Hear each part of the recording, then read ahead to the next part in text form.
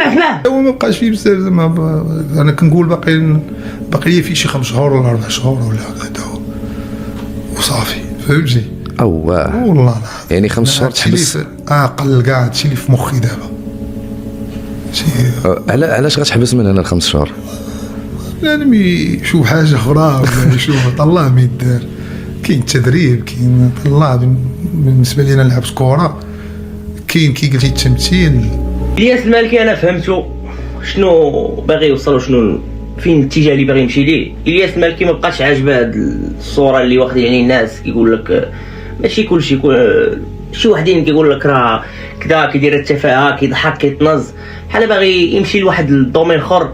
مثلا هو قال لك التدريب، واخا التدريب انا ما كنصحوش به لانه واخا التدريب راه ماشي يجي ولي مدرب، خص فورماسيون خرج شحال من حاجه سنوات. انا اللي كنصحو اللي بغا فريمون كيدوي من نيتو باغي يقلب يمشي للتمثيل. التمثيل عنده موهبه لانه هو اصلا في الستريم بحال كيلبس واحد الشخصيه اللي كيمثلها في الستريم اللي هي ماشي ديالو هو في الواقع حاجه اخرى.